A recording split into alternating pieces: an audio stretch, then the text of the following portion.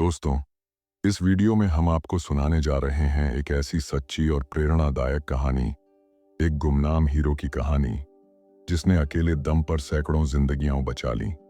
ये सिर्फ कहानी नहीं, बल्कि इंसानियत का वो चेहरा है जो शायद आज बहुत कम देखने को मिलता है। तो शुरू करने से पहले, अगर आपने अभी तक हमारे चैनल को सब्सक्राइब नहीं किया है तो अभी कर लीजिए। वीडियो अच्छा लगे तो लाइक और शेयर जरूर करें। अपनी राय हमें कमेंट में लिखें। और हाँ, नए वीडियो सबसे पहले देखने के लिए बेल आइकॉन दबाना बिल्कुल मत भूलिएगा। तो आइए चलते हैं उस रात की ओर जब मौत सिर पर मंडरा रही थी और एक साधारण किसान ने बनकर दिखाया एक सच्चा हीरो। भारत के हृदय स्थल में बसा एक छोटा सा गांव, जहां न बिजली का स्थायी साधन था, न शहर जैसी चकाचौंध। वहां के लोग मिट्टी की खुशबू से जीते थे और आसमान की ओर देखकर मौसम का अंदाजा लगाते थे। यही गांव इस कहानी का केंद्र है और यहीं रहता था एक साधारण किसान, रामस्वरूप। उसकी जिंदगी उतनी ही सादी थी जितनी किसी नदी के किनारे उगाई हरी धूप। वह दिन रात मेहनत करता, परिवार का पेट पालता और सपनों में एक ही चीज देखता, रेल की पटरियों पर दौड़ती गाड़ियां। गांव में सुबह का नजारा किसी चित्रकार की पेंटिंग से कम नहीं होता था। मुर्गे की बांग, हल्की ठंडी हवा और खेतों से उठती ओस की महक, सब कुछ जीवन का संगीत रचते थे। कच्ची गलियों में बच्चों की किलकारियां गूंजती, कुएं से पानी भरती औरतों की चुहलें सुनाई देती। ऐसे ही माहौल में रामस्वरूप की आंखें खुलती थीं। उसका घर मिट्टी का था, छत पर फूस बंधी थी। भीतर एक छोटा सा आंगन था जहां तुलसी का पौधा हरा भरा खड़ा रहता। माँ सुबह सुबह तुलसी को पानी देती और मंत्र बुदबुदाती।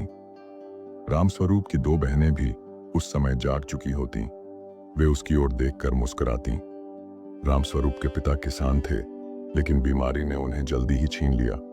तब रामस्वरूप मात्र 10 साल का था। उस नन्ही उम्र में ही उसने समझ लिया कि अब घर की जिम्मेदारी उसी के कंधों पर है। स्कूल की पढ़ाई छूट गई। गांव का मास्टर कई बार उसे बुलाता, रामस्वरूप, पढ़ाई छोड़ना मत, कलम की ताकत हल से भी बड़ी होती है। लेकिन वह मजबूरी में मुस्कुराकर जवाब देता, मास्टर जी, घर में चूल्हा तभी जलेगा जब मैं खेत जोतूंगा। उसके भीतर पढ़ने की ललक थी, पर हालात ने उसे किताब से दूर और खेत से बांध दिया। रामस्वरूप की मां बहुत धैर्यवान थी। वह बेटे से कहती, बेटा, मेहनत करने वाला कभी खाली हाथ नहीं रहता, भगवान सब देखता है। यही शब्द रामस्वरूप के दिल में गहराई तक उतर गए। उसकी दो बहनें छोटी थीं। वे स्कूल जाती।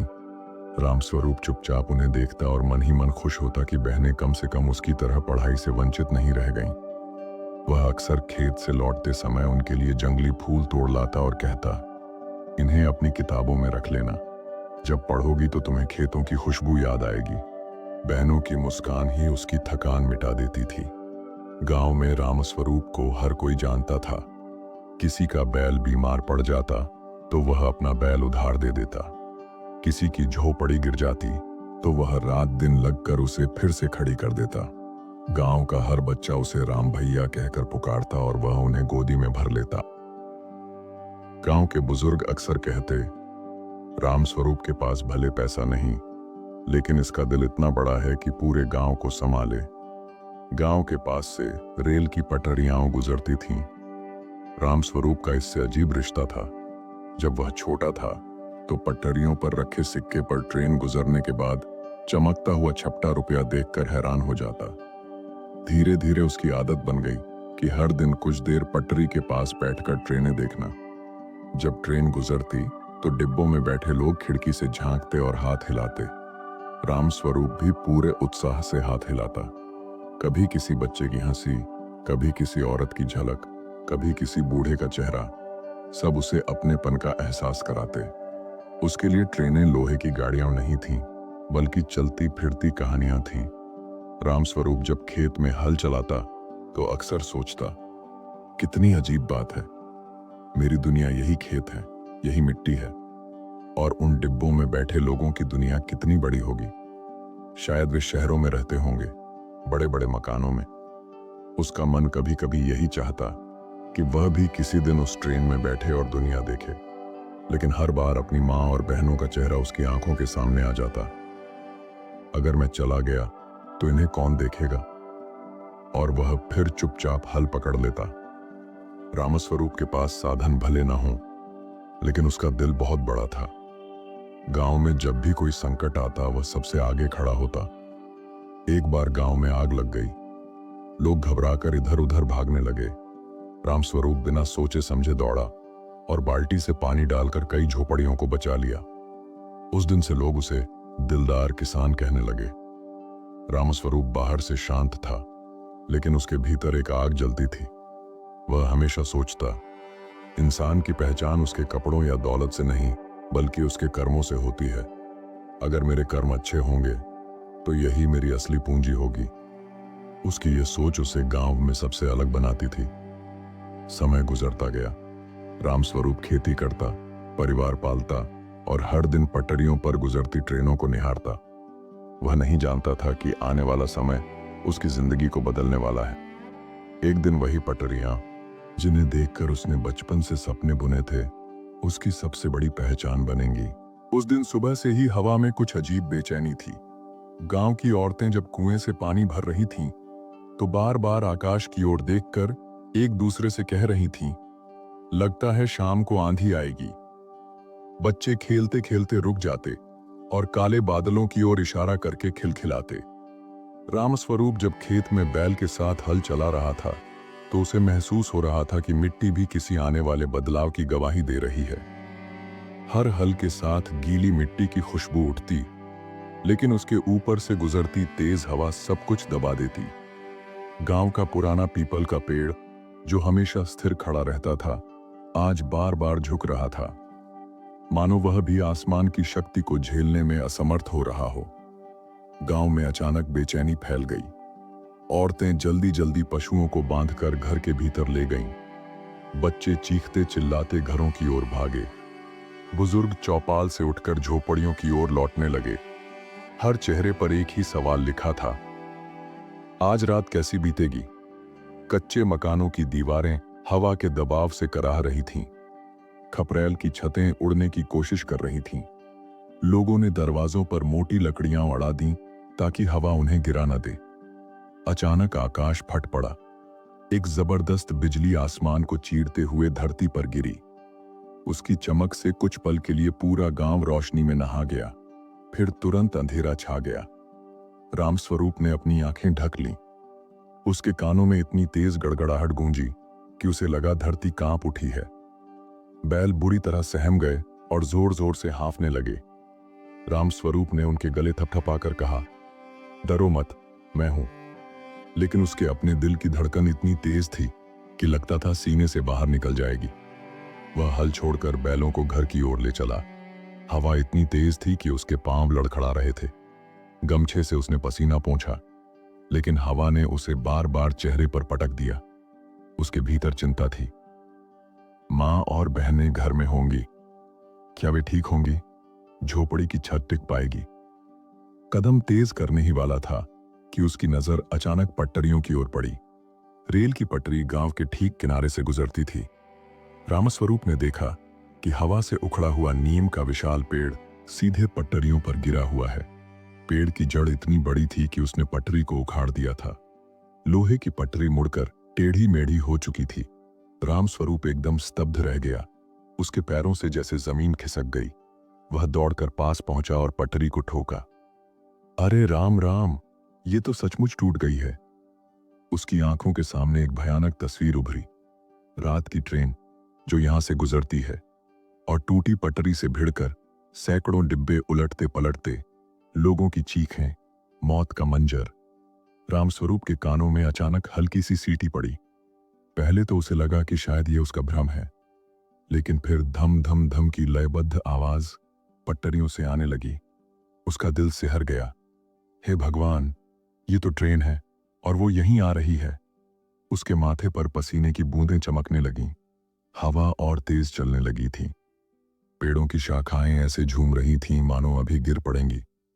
ट्रेन की गड़गड़ाहट हर पल और पास आती जा रही थी। रामस्वरूप ने चारों ओर देखा। गांव के लोग सब घरों में दुबके बैठे थे। किसी को पता भी नहीं था कि कुछ ही देर में कैसी त्रासदी होने वाली है। सैकड़ों जानें मौत की ओर बढ़ रही थीं और उन्हें रोकने वाला वहां सिर्फ एक इंसान खड़ा था, रामस्वरूप। रामस्वरूप की रूह कांप रही थी। उसके सामने दो रास्ते थे, वह चुपचाप घर चला जाए या फिर अपनी जान की बाजी लगाकर कुछ करे। उसने आंखें बंद की। उसे अपनी मां की आवाज सुनाई दी, बेटा, दूसरों की मदद करना ही सबसे बड़ा धर्म है। फिर उसकी नजर अपनी बहनों के चेहरे पर गई। अगर आज ट्रेन पटरी से उतर गई तो सैकड़ों बहनें अपने भाइयों को खो देंगी, सैकड़ों माएं अपने बेटे। क्या मैं ऐसा होने दूं? उसने जोर से कहा, नहीं, मुझे कुछ करना ही होगा। दूर से आती ट्रेन की गड़गड़ाहट अब साफ सुनाई देने लगी थी, मानो धरती कांप रही हो। रामस्वरूप की धड़कनें ट्रेन की आवाज से ताल मिला रही थीं। उसने पटरी पर टूटे हिस्से को देखा और फिर आसमान की ओर। हवा इतनी तेज थी कि खड़ा रहना मुश्किल था। बिजली चमकती और पटरियों को रोशन कर जाती। हर बार उसे लगता, बस अब ट्रेन नजदीक है। वह जानता था अब उसके पास चंद मिनट ही हैं। रामस्वरूप ने तुरंत अपनी पगड़ी उतारी। वह पगड़ी उसके पिता की दी हुई थी, जिसे वह हमेशा गर्व से पहनता था। पर आज वह जानता था कि यह सिर्फ कपड़ा नहीं, बल्कि सैकड़ों जिंदगियों की ढाल बनने जा रही है। उसने सोचा, अगर मैं इसे जलाकर आग का इशारा करूं तो शायद ड्राइवर ट्रेन रोक ले। लेकिन बारिश की हल्की बूंदें शुरू हो चुकी थीं। हवा इतनी तेज थी कि आग जलाना आसान नहीं था। उसने कांपते हाथों से अपनी कमीज भी फाड़ी और सूखी घास के टुकड़े इकट्ठे किए। उसने माचिस निकाली। पहली तीली बुझ गई, दूसरी भी हवा के झोंके में उड़ गई। उसका माथा पसीने से भीग गया। हे भगवान, अब तो मेरी मदद कर। आखिर तीसरी तीली जली और उसने घास को पकड़ा दिया। धीरे धीरे धुआं उठने लगा। रामस्वरूप ने पगड़ी को उसमें लपेटा और आग की लपटें तेज करने लगा। आग जल गई। अब उसके हाथ में जलती लाल पगड़ी थी, जो अंधेरे और तूफान के बीच एक चमकता हुआ मशाल जैसा लग रहा था। दूर ट्रेन इंजन में बैठे ड्राइवर ने अचानक सामने कुछ लाल लहराता देखा। वह चौंक गया। उसने सोचा, ये क्या है? कोई पगड़ी, आग। उसके बगल में खड़ा सहायक बोला, साहब, लगता है कोई इशारा कर रहा है। ड्राइवर का दिल तेज हो गया। उसने ब्रेक पर हाथ रखा और आंखें चौंधिया कर देखा। अगर ये सच में खतरे का इशारा है और मैंने ध्यान न दिया तो सैकड़ों लोग मर जाएंगे। ट्रेन के डिब्बों में बैठे यात्री तूफान और बारिश से पहले ही डरे हुए थे।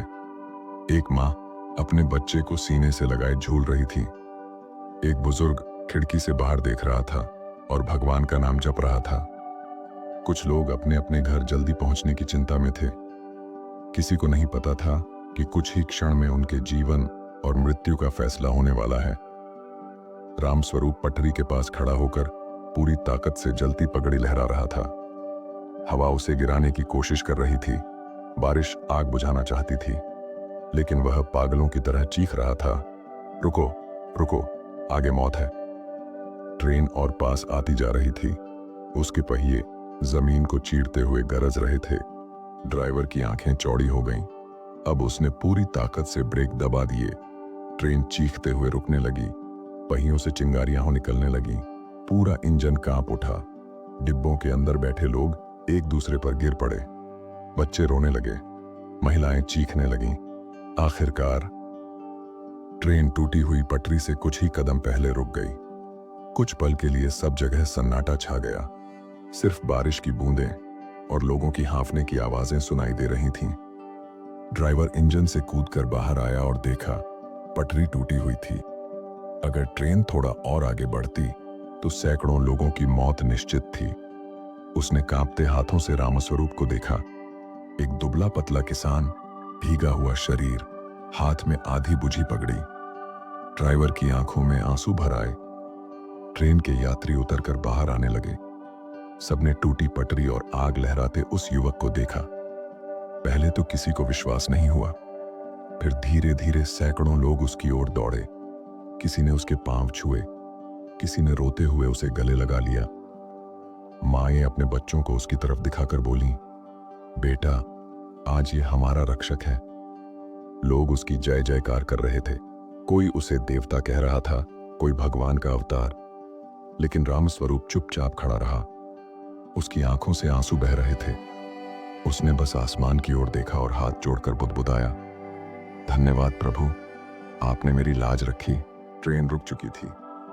मौत की दहलीज पर खड़े सैकड़ों लोग अब जिंदा थे, लेकिन माहौल इतना गहरा था कि हर किसी के दिल में बस यही सवाल था, अगर ये युवक ना होता तो आज क्या होता। बारिश थम चुकी थी। बादलों की गड़गड़ाहट अब धीरे धीरे दूर जा रही थी। अंधेरी रात में सिर्फ लाल पगड़ी की बुझी राख, टूटी हुई पटरी और डरे सहमे लोग खड़े थे। हर कोई उस दुबले पतले किसान की ओर देख रहा था, जिसकी सांसें अभी भी तेज चल रही थीं। धीरे धीरे यात्री बाहर आने लगे।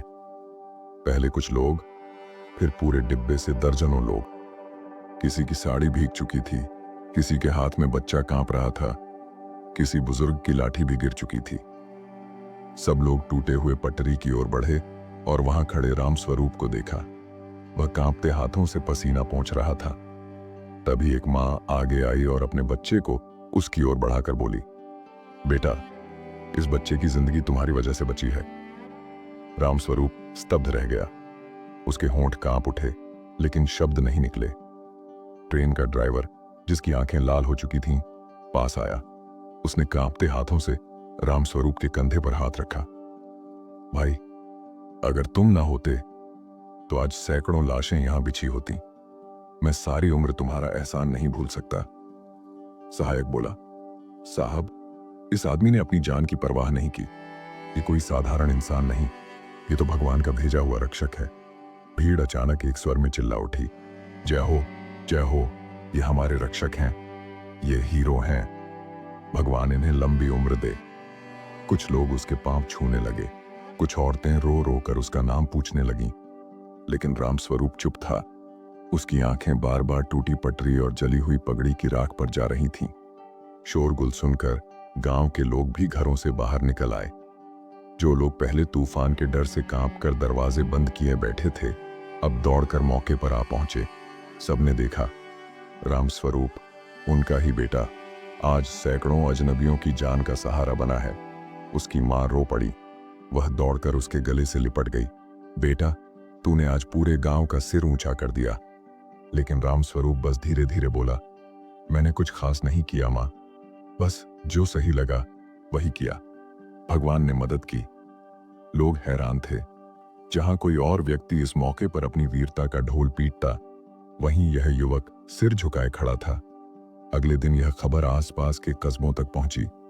कुछ पत्रकार कैमरे लेकर आए। रेलवे के अधिकारी भी जांच करने पहुंचे।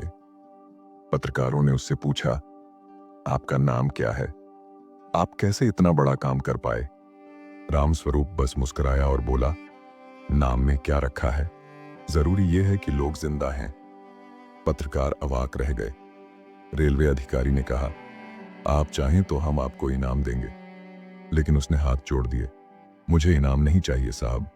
अगर सच में कुछ करना है तो यहाँ की टूटी पटरी ठीक करवा दीजिए, ताकि आगे कोई हादसा ना हो। भीड़ बढ़ती जा रही थी। लोग उसके नाम के नारे लगाने लगे, लेकिन रामस्वरूप धीरे धीरे भीड़ से अलग हो गया।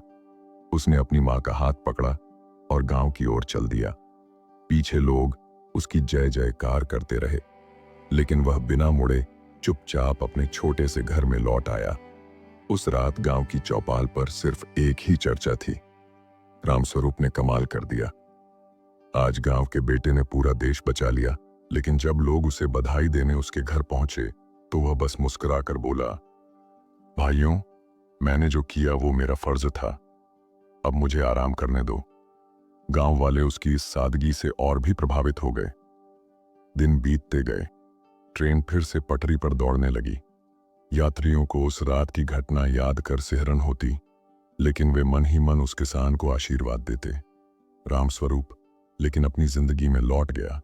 सुबह फिर बैल लेकर खेत में जाता, शाम को घर लौटता, मानो कुछ हुआ ही ना हो। लोग कहते, वह किसान हीरो है, लेकिन वह हंसकर कहता, हीरो नहीं भाई, मैं तो बस इंसान हूं। उसकी यह विनम्रता ही उसे सबसे बड़ा नायक बना देती।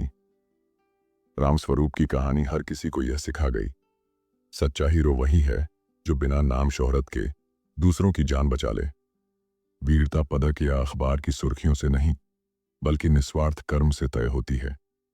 जब मौत सामने हो तो वही इंसान बड़ा कहलाता है जो डर कर भागे नहीं, बल्कि दूसरों की रक्षा करे। उस रात की टूटी पटरी अब भी गांव वालों की स्मृतियों में है। हर बार जब ट्रेन वहां से गुजरती तो गांव वाले अपने बच्चों से कहते, देखो, यही वो जगह है जहां तुम्हारे चाचा राम स्वरूप ने सैकड़ों लोगों की जान बचाई थी। और बच्चे विस्मय से उस जगह को देखते और मन ही मन सोचते, सच्चा हीरो तो वही है जो गुमनाम रहकर भी अमर हो जाए। दोस्तों, ये थी एक गुमनाम हीरो की कहानी, एक किसान की जिसने अपनी जान की परवाह किए बिना सैकड़ों लोगों की जिंदगी बचा ली। आज भले ही उसका नाम किताबों में न लिखा जाए, लेकिन उसकी इंसानियत हमेशा अमर रहेगी। अगर इस कहानी ने आपके दिल को छुआ हो तो इसे जरूर लाइक करें, अपने दोस्तों और परिवार के साथ शेयर करें, अपनी भावनाएं नीचे कमेंट में लिखें और ऐसे ही दिल छू लेने वाली कहानियां देखने के लिए चैनल को सब्सक्राइब करके बेल आइकॉन दबाना ना भूलें। मिलते हैं अगली कहानी में। तब तक याद रखिएगा, सच्चा हीरो वही है जो बिना नाम के भी दूसरों की जिंदगी बचा जाए।